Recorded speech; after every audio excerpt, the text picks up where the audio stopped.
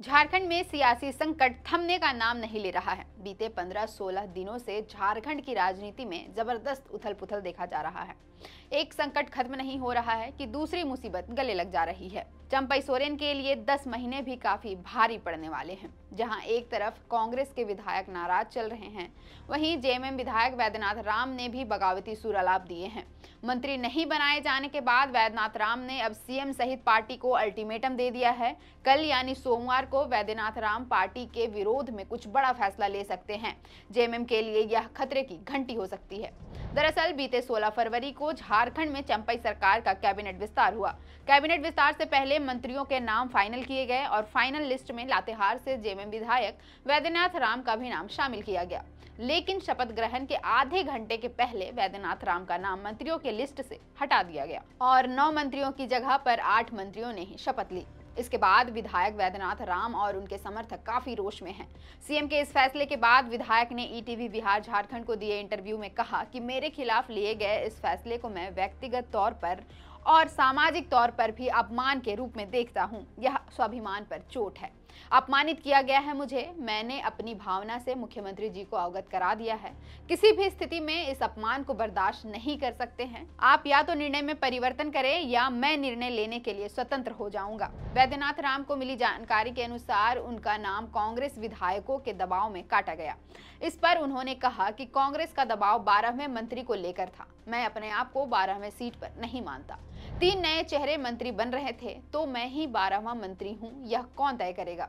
अगर मुझे 12वें नंबर पर समझा गया तो इसका दूरगामी प्रभाव होगा। मैंने स्पष्ट शब्दों में कहा है कि अपमान सहना मेरी फितरत में शामिल नहीं है।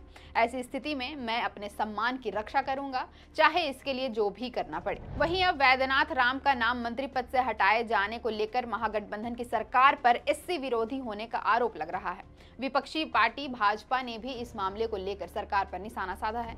बीजेपी विधायक दल के नेता अमर बावरी ने एक्स पर लिखा, शपथ ग्रहण से ठीक पहले वैद्यनाथ राम जी का नाम आखिरी समय में काटा गया।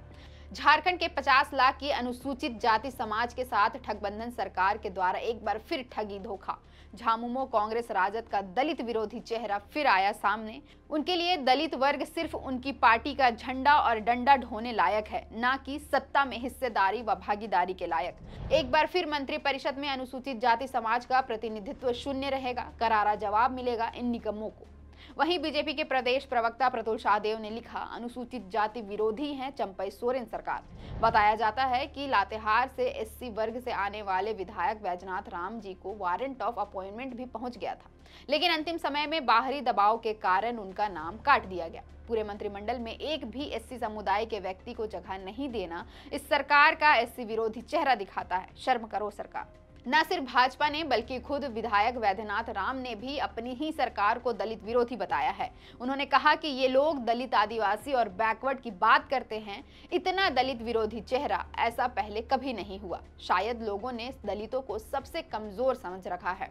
शायद यह सोचा गया कि हम दबे कुचले वर्ग से हैं और कुछ नहीं बोलेंगे। कथनी और करनी में इस अंतर को दुनिया भी समझ रही है और मैं भी। जाहिर है कि चंपई सरकार के इस फैसले के बाद राज्य में एससी समुदाय सरकार से नाराज होंगे। अगर सरकार ने वैद्यनाथ राम के पक्ष में फैसला नहीं लिया तो 2024 के दोनों चुनाव में सरकार को एससी समुदाय का विरोध सहना पड़ सकता है और इसका असर सीधा वोट बैंक पर भी पड़ सकता है। हालांकि वैद्यनाथ राम ने विभिन्न मीडिया संस्थानों में इंटरव्यू देते हुए यह भी कह दिया है कि अब जरूरत पड़ी तो निर्दलीय चुनाव भी लड़ सकते हैं।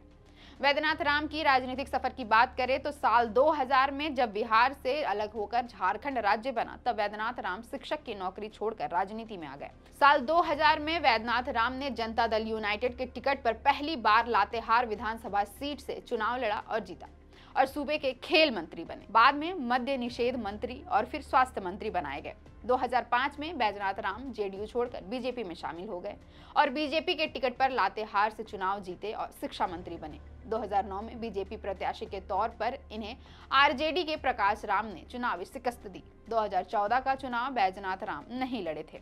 2019 में बैजनाथ राम बीजेपी से लड़ना चाहते थे लेकिन उन्हें टिकट नहीं मिला, जिसके बाद जेएमएम में वे शामिल हो गए और लातेहार विधानसभा सीट से बीजेपी उम्मीदवार प्रकाश राम को शिकस्त देकर विधायक बने।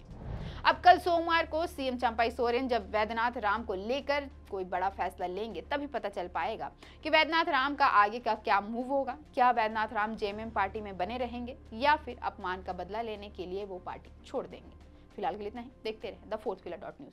अगर आप चाहते हैं कि हमारे वीडियोस का नोटिफिकेशन आपको बिना देरी के मिलता रहे तो आप इस चैनल को फॉलो और सब्सक्राइब जरूर कर लें। बाकी आप हमारे काम को लेकर कोई सुझाव हमें देना चाहते हो तो कमेंट बॉक्स में आप सादर आमंत्रित हैं। इसके अलावा हमारे वीडियोस आपको अलग अलग ठिकानों जैसे फेसबुक, इंस्टाग्राम, ट्विटर पर भी देखने को मिलेंगे, जिसके लिंक डिस्क्रिप्शन में डाल दिए गए हैं। शुक्रिया।